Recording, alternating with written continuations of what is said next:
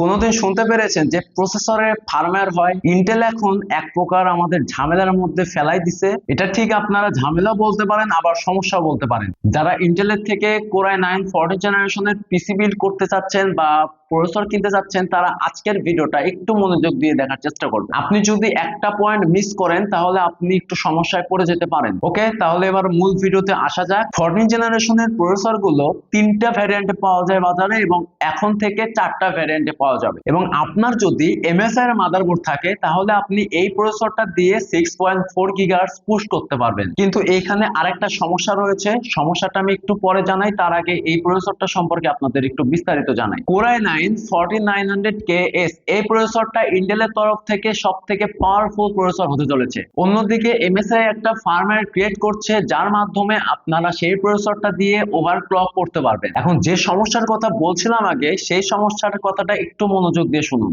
Intel আনুষ্ঠানিকভাবে Intel 4900KS এই প্রসেসরটা launch হওয়ার জন্য বেশি সময় নিবে না, কিন্তু অন্যদিকে কোরাই 9 4900K এই প্রসেসরটার ক্লক স্পিড একটু বেশি।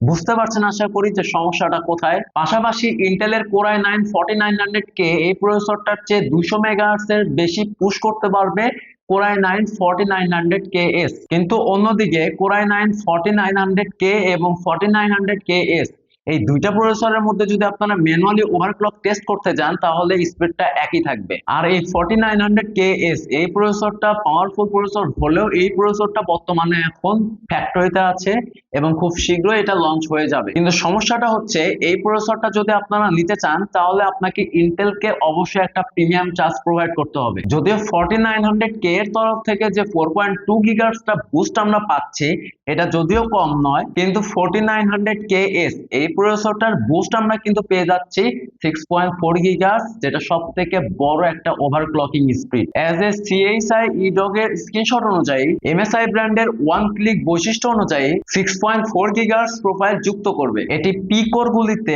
4900KS এর ক্ষেত্রে 4.6 গিগাহার্টজ প্রোভাইড করবে। এখন ভালো কিছু নিতে হলে অবশ্যই আপনাকে ভালো কিছু টাকা দিতে হবে। এবং পাশাপাশি প্রমাণিত যে কোরাই 9 4900KS এই প্রসেসরটা শুধুমাত্র আপনার 400 ওয়াট টানবে। এখন প্রসেসরটাই যদি আপনার 400 ওয়াট টানে তাহলে আপনার SSD, RAM, মাদারবোর্ড অথবা আপনার কম্পিউটারে অল কম্পোনেন্ট তো রয়েছে। 4900K এর প্রাইস অনুযায়ী 25% এক্সট্রা দামে আপনাদের কিনতে হবে 4900KS। 14 জেনারেশনের আপাতত যে তিনটা প্রসেসর রয়েছে এই তিনটা প্রসেসরের পাশাপাশি 4 নাম্বার প্রসেসর যেটা হচ্ছে 4900KS, এই চারটা প্রসেসরের ক্ষেত্রে সকেট চেঞ্জ হবে না, অর্থাৎ LGA 1700 সকেট ছিল এবং LGA 1700 সকেটই থাকবে। এই প্রসেসরটা 14 মার্চ অর্থাৎ আজকে এই প্রসেসরটা লঞ্চ হওয়ার কথা। দেখা যাক প্রসেসরটা যদি আমাদের হাতে আসে অবশ্যই আপনারা রিভিউ পেয়ে যাবেন।